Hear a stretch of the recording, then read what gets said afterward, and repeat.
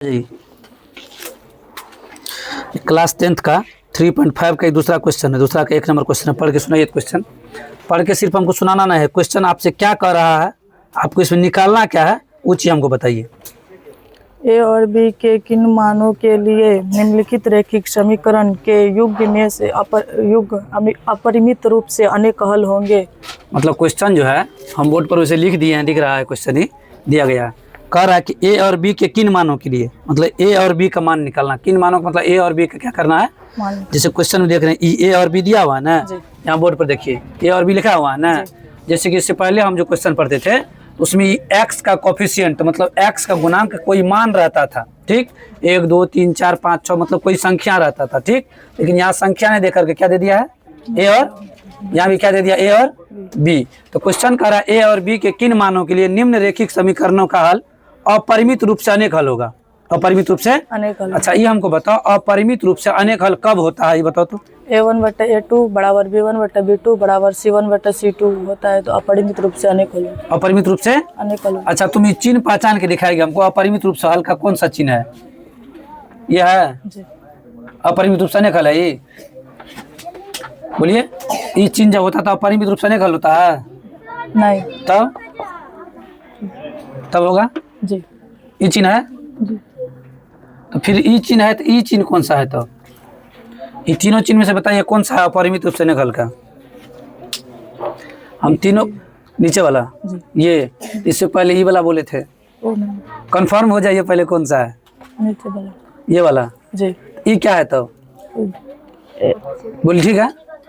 A1/A2 बराबर B1/B2 बराबर नहीं है C1/C2। तब क्या होता है, तब तो इन हो जाएगा, समांतर रेखा कोई हल नहीं। इसका कंडीशन बोलिए ई चिन्ह का। A1/A2 बराबर नहीं है B1/B2 A1/A2 बराबर नहीं है B1/B2। क्या होता है बोलिए, प्रतिच्छेद करती हुई रेखा केवल एक हल। केवल एक हल मतलब ये दोनों रेखा में से देखिए कहीं एक बार जाकर के ये कंडीशन क्वेश्चन क्या कह रहा है, जो अपरिमित रूप से अनेक हल है। क्वेश्चन का कहना क्या है, रुकिए, अपरिमित रूप से क्या कह रहा है, अपरिमित रूप से अनेक हल।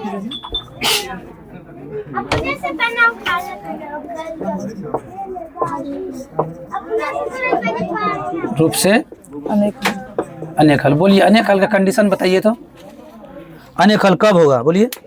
A1/A2 A1/A2 हाँ बराबर B1/B2 बराबर B1/B2 हाँ बराबर C1/C2 बराबर C1/C2। तब क्या होता है, अपरिमित रूप से अपरिमित रूप से अनेक हल। जाइए देखिए हम क्या बोले हैं, क्वेश्चन को ठीक ढंग से पढ़ के समझ जाना ही क्या होता है, आधा उत्तर होता है। अब क्वेश्चन को ठीक ढंग से पढ़ के समझ जाने का मतलब ये हुआ कि क्वेश्चन क्या कह रहा है, A1/A2 बराबर B1/B2 बराबर C1/C2। ध्यान से देखिएगा क्वेश्चन को, ये पहले कह दिया तीनों बराबर है, इसलिए हम कह रहे हैं जब ये का अनेक हल तो उसका कंडीशन तो ही होगा ना। ये क्वेश्चन ने पहले डिसाइड कर लिया ये सवाल अनेक हल है। सवाल क्या है, तो फिर आपसे मांग क्या रहा है, आपसे मांग इस सवाल ये रहा है ये ए और बी का मान, ए और बी का। इससे पहले जितना भी क्वेश्चन हम लोग पढ़े थे सब में एक्स का गुणांक 3 4 5 6 7 संख्या दिया रहता था, वाई का भी गुणांक दिया रहता था, और यहाँ पर भी कांस्टेंट वैल्यू हुआ करता था ना। लेकिन यहाँ क्या होता है, यहाँ पर जो है आपको कह रहा है कि एक्स का गुणांक है a - b, वाई का गुणांक है a + b, और यहाँ पर जो C1 का मान होता था वो दिया 3a + b - 2 ये दिया हुआ है। इस क्वेश्चन को क्या करना है, हमको हल करना है, अपरिमित रूप से अनेक हल दिखाना है। तो उसके लिए क्या करना है उसको देखिए। तो अपरिमित रूप से अनेक हल के लिए पहले आपको A1 B1 C1 का मान लिखना होगा, उसके बाद A2 B2 C2 का मान लिखना होगा ना। आइएगा तो A1 का मान क्या हो जाएगा बोलिए तो 2, B1 का मान क्या हो जाएगा 3, और इस C1 का मान कहिएगा तो इसको इस साइड ले जाएंगे तो माइनस में चला जाएगा ना, तब तो C1 का मान लिखेंगे। इस साइड जब ले जाएंगे तो क्या हो जाएगा इसका मान बोलिए, -7। आइएगा इसमें ये देखिए यहाँ जब लिखिएगा आप A2 का मान, ये टोटल है A2 का मान, बात को समझे। यहाँ पर x के साथ जो गुणांक रहेगा वही A2 होगा, A2 टोटल हो गया तो a - b ये हो गया आपका A2 का मान। फिर देखिए यहाँ y के साथ जो गुणांक में है a + b, ये आपका किसका मान हो गया B2 का, और यहाँ जो कोफिशिएंट वैल्यू है, कोफिशिएंट वैल्यू क्या है? Coefficient value 3a plus b minus 2, समझा आपको? तो इसको जब इस साइड लाएंगे, ये टोटले को उठा करके साइड ले जाएंगे, तो सिर्फ इसमें माइनस लग जाएगा, बाकी ठीक ठाक रहेगा ना। आइएगा, इसमें जब माइनस लग जाएगा क्या हो जाएगा? माइनस के 3a प्लस b माइनस 2, ठीक है। सबका चिन्ह नहीं बदलेगा, ये टोटल उठा के लेके आए हैं ना, जब इसी में लग गया तो कहानी खत्म है। आइएगा, अब हम किसका किसका वैल्यू लिख दिए? a1/a2 बराबर b1/b2 बराबर c1/c2। तो तीनों को बराबर करके देखते हैं। देखिए तो क्या हो जाएगा? a1/a2 जगह हो जाएगा आपको 2/a माइनस b, ठीक। अब आपको करना क्या है? b1/b2। कहिएगा सर ये कैसे लिख रहे हैं? इस सवाल ये कह दिया हमको, सवाल अपने से कह दिया, ये बराबर है, तीनों तीनों क्या है? बराबर है। तो तीनों बराबर है, पहले तीनों को बराबर कीजिए, 3/a प्लस b। उसके बाद देखिएगा इस c1/c2 जो है, c1/c2 माइनस के 7 माइनस के 3a प्लस b माइनस के 2। एगो तो पहले डिसाइड हो गया, ये कट जाएगा, कट गया ना, माइनस माइनस कैंसिल हो गया ना। आइए अब ये देखिए क्या कह रहा है, देखिए क्वेश्चन के अनुसार। आइएगा, फ्रॉम क्वेश्चन,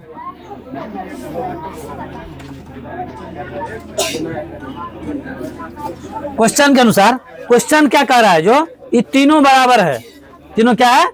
बराबर है। जब क्वेश्चन कह रहा है कि तीनों बराबर है, तीनों क्या है? बराबर है, मतलब ई तीनों आपस में बराबर है, तीनों आपस में। तो तीनों आपस में बराबर है, आप किसी को भी किसी के बराबर दिखा सकते हैं। सुनिएगा, आप इसको इसके बराबर दिखा दीजिए, इसको इसके बराबर दिखा दीजिए, तब भी आंसर आएगा। या आप इसको इसके बराबर दिखाइए और फिर इसको इसके बराबर दिखाइए, तब भी आंसर आएगा। किसी भी केस में आंसर आपका आ जाएगा। आइएगा, हम करते क्या है? a1/a2 के बराबर करते हैं b1/b2 के, ठीक है। फिर क्या कर देंगे? b1/b2 के बराबर कर देंगे c1/c2 के। क्लियर? आइएगा, हम कर क्या रहे हैं अभी देखिए। अभी हम कर रहे हैं a1/a2 मतलब 2/a माइनस b बराबर कर रहे हैं b1/b2 को, तो 3/a प्लस b, ठीक है।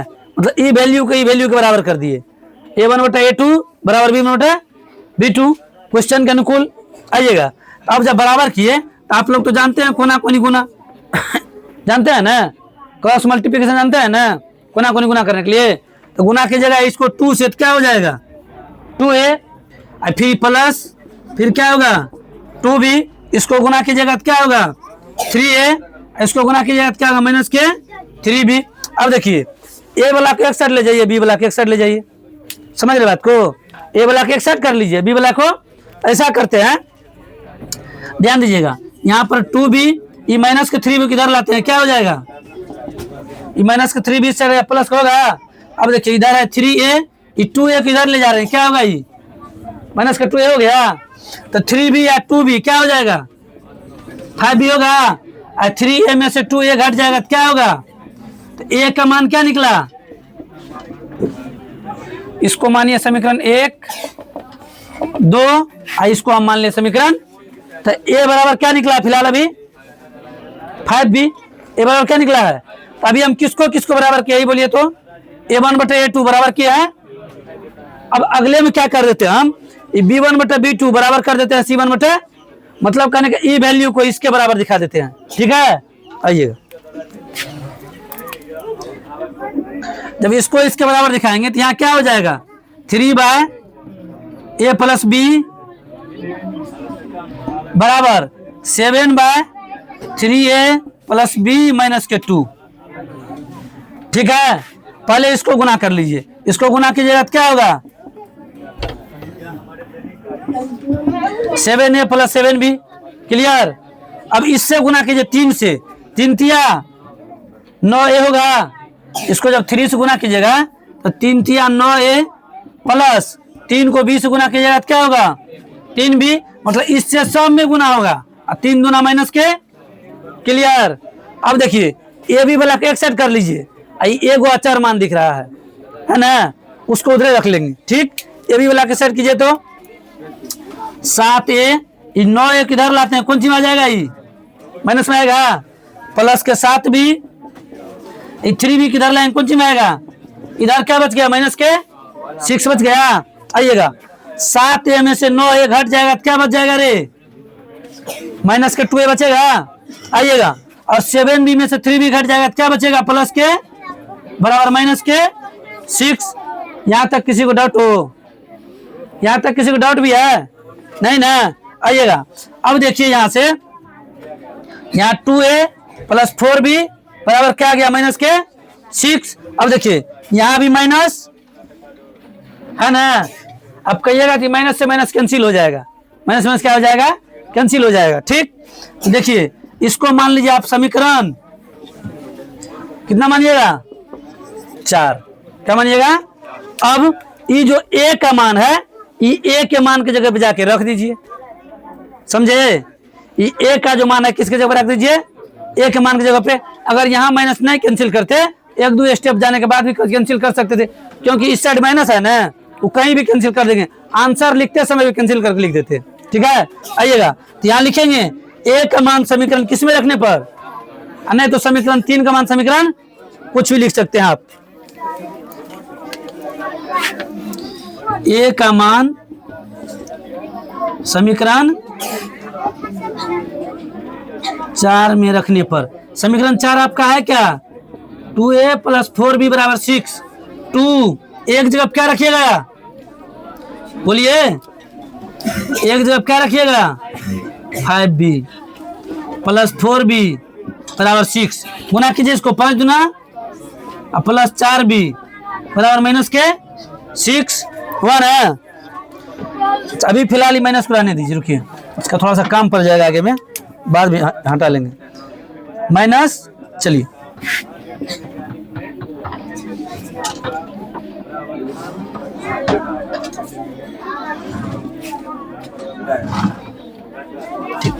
आइएगा तो ये क्या हो जाएगा, माइनस के 10b प्लस के 4b बराबर 6।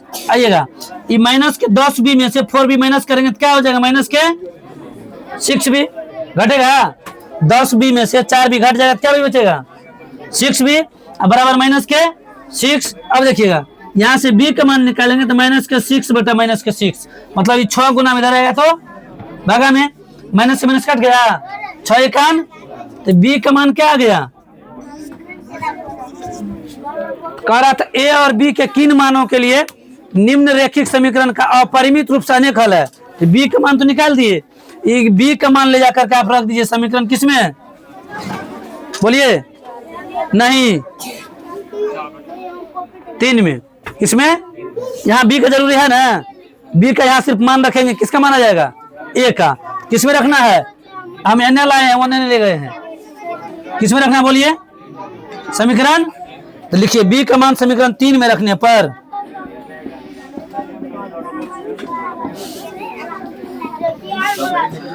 आपका समीकरण 3 है क्या, 5b बराबर 4, 5b का मान 1 बराबर 4।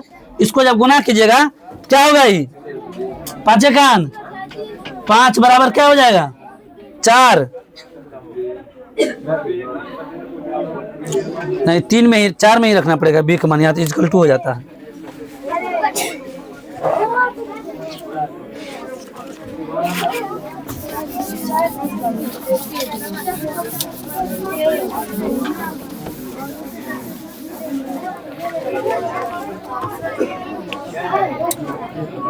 इसमें जब रखेंगे तो क्या हो जाएगा, देखिए तो माइनस के 2a प्लस के 4b बराबर माइनस के 6, माइनस के 2a प्लस 4b का मान है 1।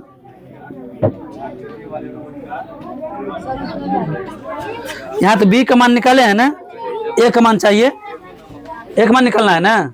आइएगा बराबर माइनस के 6, 4 इंटू 1 बराबर माइनस के 6, माइनस के 2a इसको गुना कीजिएगा तो क्या होगा, 4 बराबर माइनस के 6, इसको उधर भेजिए, माइनस के 2a बराबर 4, सॉरी माइनस के 6, इसको इधर लाएंगे तो क्या हो जाएगा, माइनस के 4 होगा।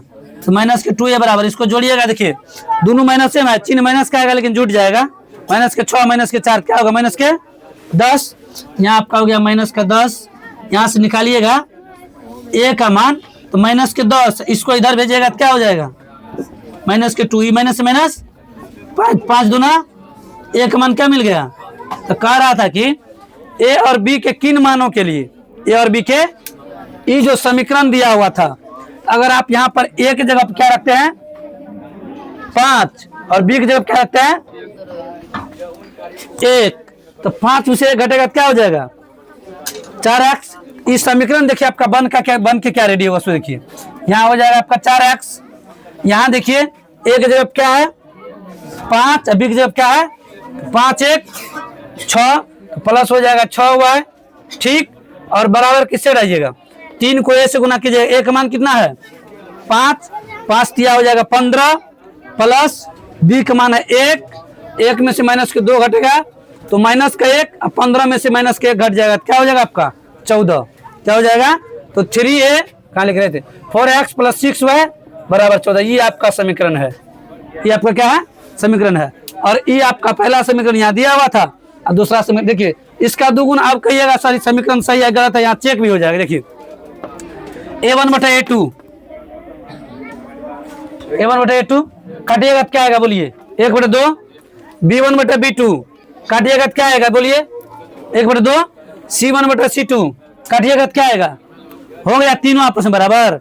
तो जब ए का मान 5 और बी का मान 1 लाते हैं तो समीकरण ई मिलता है, इसको जब सोल्व करते हैं तो फिर यहाँ पहुंच जाते हैं a1/a2 बराबर b1/b2 बराबर c1/c2। तो पहले हमको समीकरण मिलता था, उसको सोल्व करके सिर्फ चेक करते थे हम लोग, करते थे ना।